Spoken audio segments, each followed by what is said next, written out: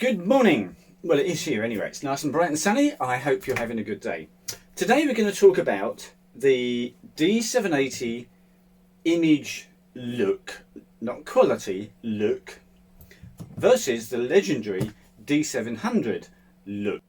So this is going to be a direct side-by-side comparison, exactly the same settings, exactly the same lens, no clever photos, just around the house, just to compare and just to try and find out what is it that the supposedly great images from the D700 have that the D780 might not have.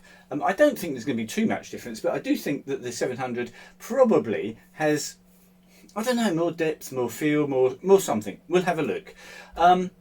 This has been inspired because in 3 days time I've got a bridal shoot. I've organised this shoot. I've got a bride and groom, I've got the venue, I've got hair and makeup, I've got a video, I've got the dresses, I've got everything, and I'll be doing a behind the scenes, or rather the video guy, Rick, will be doing behind the scenes of that, and I'll be doing several videos covering that bridal shoot, how I've used the cameras, how I've got some shots, and goodness knows what sort of stuff. And I want to make sure that for some of those shots I use the right camera. I just, in fact, also yesterday watched a guy, what's he called? Thorsten Overgaard or something like that. Swedish, I think. Talking about Leica. He's a Leica master of light. And talking about Leica cameras. And I would, my dream camera would be a Leica M10 with a 50mm Noctilux lens on. We're talking, you know, 16,000 pounds.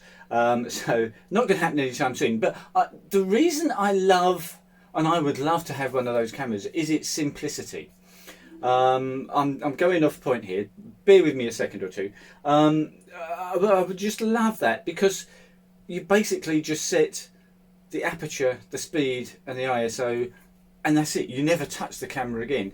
You've got a rangefinder, viewfinder. It's not electronic. It's got a wonderful manual focusing system, and all the lens. And it's a manual focus camera. It doesn't do any autofocus at all.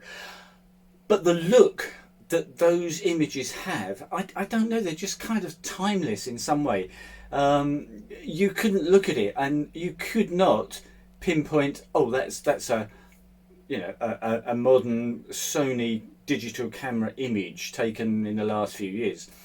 It's just timeless. It could have been taken in the 50s. Not because the image is fuzzy or grainy, but because it's got this character. And that is what I'm talking about with the D700. So there'll be some images, maybe, when I do the bridal shoot, that I would prefer to have that look. And I could end up using the D700 quite a lot. Or, depending on what we find out in a moment, I might be happy to use a D780 because there's hardly any difference. So we'll nip into Lightroom, we'll have a look, we'll see what's happening. Now I can tell you that after we've been in Lightroom, I will be coming back because doing this shoot with these few shots, I discovered a problem with the D780. I'll just tell you what that is now. It underexposes. You'll see that I did a shot at the end with a grey card to try and establish how much, and it's about half a stop underexposing. Now, obviously, you can dial in some exposure compensation, but why should you need to? So I did email Nikon Support Centre, and in typical Nikon fashion, they came back and said that we can't comment on anything to do with third-party software, Lightroom they're talking, because when you import the photo into Lightroom you can see the histogram and you can see it's half a stop underexposed, but they can't comment because it's third-party software. I've never, in the maybe 10 or so emails that I've written to the Nikon Support Centre over the years, I've never once had a useful answer come back to them from them. They are, I'm sorry, if you're watching this, Nikon, you're a total waste of space, the support department. So, but anyway, I digress. Anyway, I found a way of fixing it. We'll come back to that shortly. Let's nip into Lightroom first. So what we're looking at here is a shot on the D700, as you can see. Just taken on the in the lounge, looking out into the garden. I've then done, excuse me, I've then done exactly the same shot. Now I'm using the 50mm 1.8 lens with everything manual. The ISO is set, the speed is set, and then I'd simply take the lens off and pop it on the D780 and do exactly the same shot on the D780, or as close as I can. I then did a different shot on the 700 eventually when it comes up now, and this is obviously just straight out into the garden. I did that because we've got a lot of green there, so same shot then on the D780, then did a shot in the spare bedroom here, just some junk in the spare bedroom, and finally a shot of my wife's workroom where she makes cakes, the notice board there, because we've got a lot of stuff going on there. So did exactly the same shots on the D700 and the D780. So that's what's happened. So if we look at the if we do a split screen, now I'm going to put the 780 shot over here as the active when it eventually does it, right? As the active one, and we're going to put the D700 image there. Sorry, it already is. Okay, so now let me, I mentioned the exposure problem. Let me just reset the exposure. So this is both shots straight out of camera, D700, D780. You can see this is obviously underexposed. Now I've done, what, 3 or 4 weddings. 4 weddings, I think, a couple of family shoots, 3 or 4 boudoir shoots. So I've done a fair amount of photography with this, and I hadn't noticed this before.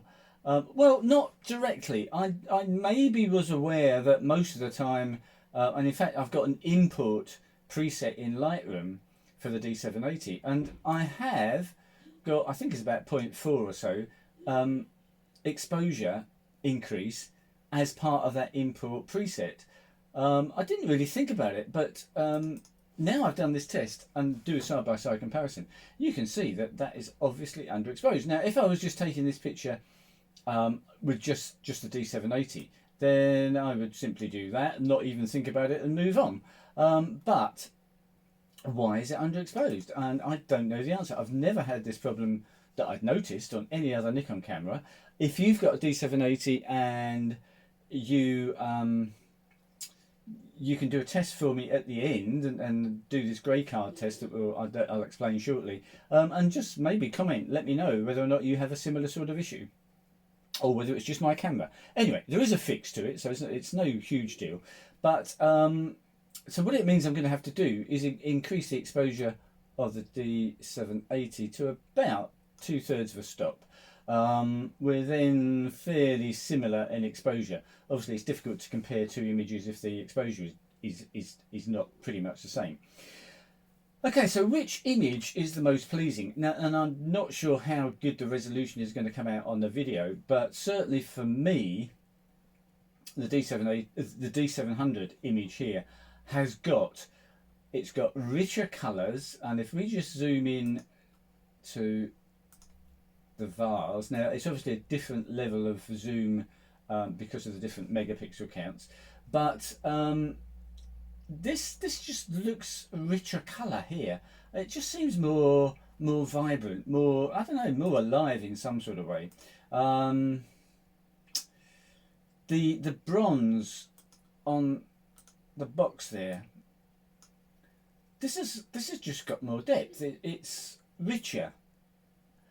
So from the colour point of view, I have to say that the D700 on this shot would certainly be the winner. If I had to pick which picture I like most without knowing which one came from which camera, I would pick that one without any problem at all. Let's move on to greens. Sorry, wrong one. We want that one as the active and that one as the comparison. Right, so D700, oh dear, that's better. Right, we're there. Again, I'll increase the exposure. And I knew something was going. In fact, this one doesn't need that much more exposure. I don't quite get it.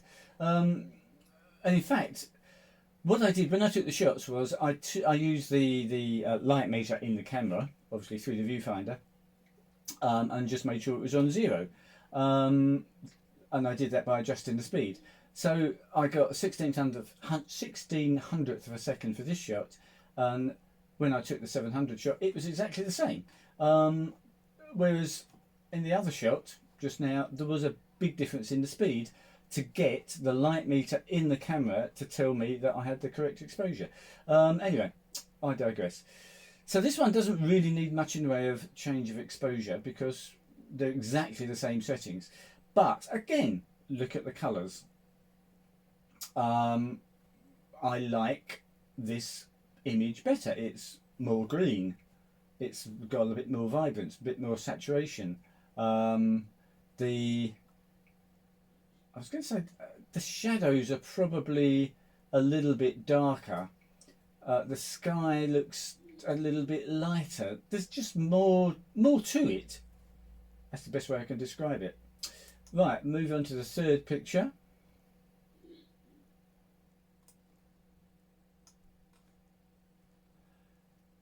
And here we're back to being a different speed. We've got 100th of a second for the 780 and a complete stop difference, 50th of a second for the D700. And this, you can see, it's too dark. Now, both cameras were set up exactly the same, both using spot metering, both obviously raw files straight out of camera. So I need to, sorry, if I take off the exposure adjustment, you can see that's way too dark. How the camera thinks that's the correct exposure, I have no idea. And how I've missed this in the past, I'm not sure. I mean, let's go up a complete stop. Then we should have a very similar looking image, and we have. So then back to the colours and the tonal qualities and so on and so forth. Again, I like this one. We've got sharper, more clearer colours on the yellow here. The colour, it's quite subtle, but the colour of the wall here, this is probably more accurate on the 700 than it is on the 780. Now, of course, don't let this put you off buying a D780 if you're thinking of doing it. The images are still absolutely beautiful. And if you haven't got a D700, you can't do this comparison. And this would, the D780 image would still be a great image. And if you did want to play around with it, obviously in Lightroom, I know you can do all sorts of adjustment, and you can get this in a few seconds to look almost exactly the same as this. Just increase the vibrance and play around with the hue sliders, and you'd be there. But it's just that straight out of camera, the D700 again looks better. Final image to do a side-by-side comparison is the notice board, and now this time we've got back to the same speed. So it seems a bit up and down all over the place. I don't understand it. Anyway,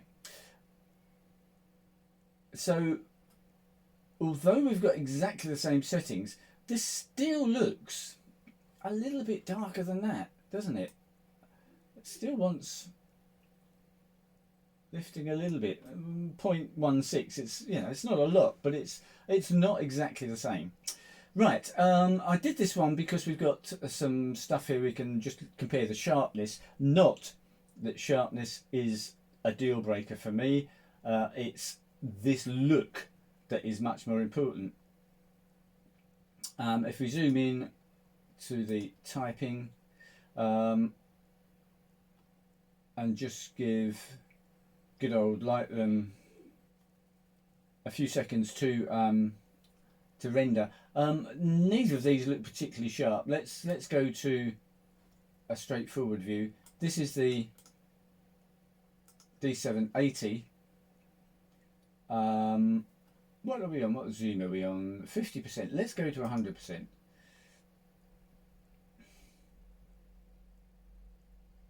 and that's just rendered, and you can see that's really beautifully sharp. If we do the same thing with the D700, and again give it a couple of seconds to render, that again for me that's absolutely sharp enough. There's no need for anything sharper than that. Maybe not quite as sharp as the D780, but then it has got twice as many megapixels, so you would expect some difference, but it's not what you call not sharp, so it's just simply not an issue. Okay, so I think the outcome of that is that I prefer the D700 shots, but really only, I don't know, it's a close run thing. It's not going to be a deal breaker. It's not going to be a huge problem whichever camera I use for the bridal shoot on Monday. They're going to be great pictures. Let me now skip on to the exposure problem. And what I did was I found a white board, well, slightly off-white actually, sort of. It's not grey, it looks grey, but it was actually just a slightly off-white. Set the camera so that I had the exposure meter in the camera telling me this was the correct exposure. Put it into Lightroom, and as you can see, we are some way off on the histogram here. This needs to be there, which is nearly half a stop out. And this is of course what Nikon was saying, but this is third-party software. We're not responsible for the errors in third-party software. Sorry Nikon, this is not an error, this is reality. Again, and what I did here was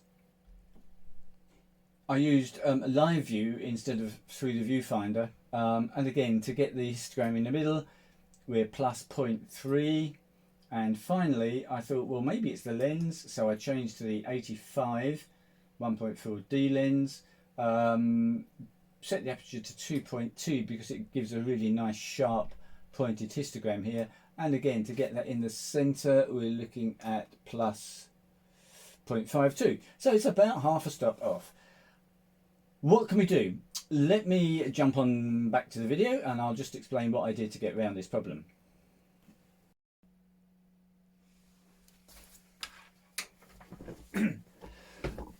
So I hope you found that interesting. So the D700 does produce wonderful shots. It's a 12-year-old camera.